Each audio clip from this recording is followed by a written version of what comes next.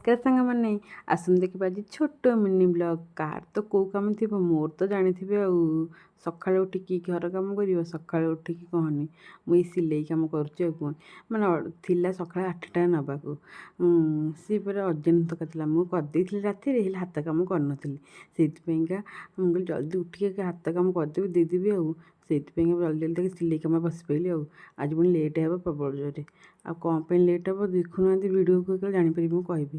ହେଲେ ମୁଁ ଯେଉଁ ଆପଣମାନଙ୍କୁ ଶାଢ଼ୀ ଦେଖାଉଛି, ତୁମେ ଭାବୁଛ ଶାଢ଼ୀଟା କାହିଁକି ଦେଖାଉଛି, ମାନେ ଶାଢ଼ୀ ଯେଉଁ ଫଲ୍ ଦେଖାଉଛି, ମାନେ ପୁରା ସହଜ ଉପରେ ଆପଣମାନେ ସେ ଶାଢ଼ୀ ଫଲ୍ ଲଗାଇ ପାରିବେ ପୁରା ଜଲ୍ଦି।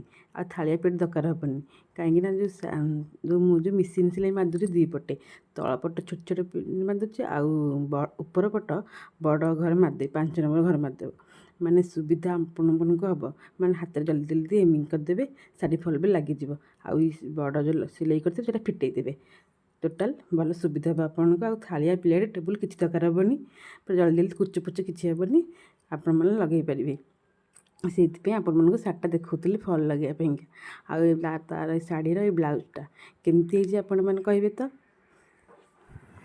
ମାନେ ବଡ଼ ତା ହାତରେ ଦେଇଛି, ଆଉ ଯେଉଁ ତା ଲେସ୍ ଥିଲା, ମୁଁ ଲେସ୍ଟା ତ ମୁଁ ଅଣ୍ଟାରେ ଲଗାଇଦେଲି, ଆଉ ସେମ୍ ପାଇପିଂ ଦେଇଦେଇଛି ବେକରେ। ଆଉ ଡୋରିରେ ବନ୍ଧା ହେଇଛି, ଆଉ କାନ୍ଧ ଫାନ୍ଧ ଗଳିବ ବୋଲିକି ଆଉଥିଲେ। ସେ କହିଥିଲେ ଡୋରିରେ ଯେମିତି ଲାଗିବ, ବୋଲେ ହଉ ହଉ ଆଉ। ଆଉ ଗୋଟେ ବ୍ଲାଉଜ୍ ଅଛି, ଏଇଟା ବି କରିଦେଇଛି କମ୍ପ୍ଲିଟ୍ ପୁରା, ଖାଲି ଫିଟିଙ୍ଗ ମରା ହେବ। ଦୁଇଟା ଯାକ ବ୍ଲାଉଜ୍ କେମିତି ହେଇଛି ଆପଣମାନେ କୁହନ୍ତୁ। ମାନେ ଜଲ୍ଦି ଜଲ୍ଦି ଥିଲା ଦେବାର, ମାନେ ସକାଳ 8ଟାରେ, ସେଇଟା ପୁରା ସକାଳ 8ଟାରେ ଦେବାର ଥିଲା ଯେମିତି ହେଲେ। ଏଇ କାମ ସକାଳୁ ଉଠିକି କାହାର କେଉଁ କାମ, ମୋର ଏଇ ସକାଳୁ ଏଇ ସିଲେଇ କାମ। ରଜ ସାବିତ୍ରୀ ଜାଣିଥିବେ, ସିଲେଇ ଯାହାର ଜଲ୍ଦି ଜଲ୍ଦି ଦରକାର ଆସ ଜଲ୍ଦି ମୋ ପାଖକୁ, ରଜ ସାବିତ୍ରୀ ପାଇଁକା ସିଲେଇ ମୁଁ ପୁରା ସିଲେଇ କରିଦେବି। ତାପରେ ସିଲେଇ କରିସାରିଲା ପରେ ମାମା ନେଇକି ଦେଇଦେଲେ। ମାମା ଦେଇ ସାରିଲା ପରେ, ଆଜି ତ ଜାଣିଥିବେ ମଦର୍ସ ଡେ, ସମସ୍ତେ ମୋବାଇଲ୍ ଖୋଲୁ ଖୋଲୁ ଖାଲି ଷ୍ଟାଟସ୍ ପକାଇଛନ୍ତି ମାନେ ମଦର୍ସ ଡେ। ହେଲେ ମାଆର ତ ଶବ୍ଦ ନାହିଁ, ମାଆକୁ କ'ଣ କହିବି। ମୁଁ ଯେତିକି ଅନୁଭବ କରିଛି ମୁଁ କହୁଛି। ମୁଁ ବାହା ହେବା ନ ପୂର୍ବରୁ ସବୁବେଳେ କହୁଥିଲି ମୋ ବୋଉକୁ, ତୁ ମୋତେ ଭଲ ପାଉନୁ, ତୁ ମୋତେ ଭଲ ପାଉନୁ, ଖାଲି ପୁଅକୁ ଭଲ ପାଉଛି। ହେଲେ ମୁଁ ଏବେ ଜାଣିପାରୁଛି ମୋ ବୋଉ ମୋତେ କେତେ ଭଲ ପାଏ, ମୁଁ ବି ବୋଉକୁ କେତେ ଭଲ ପାଏ।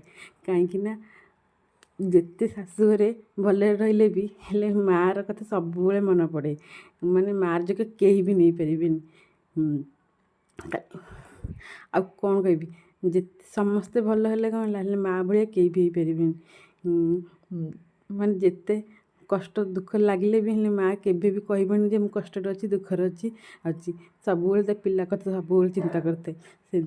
ସେଇଥିପାଇଁ ବୋଉ ଏବେ ଭାବୁଛି ସେଇ ଅନୁଭୂତିଟା, ମୋ ବୋଉକୁ ଏତେ ମୋତେ ଭଲ ପାଏ। ହେଲେ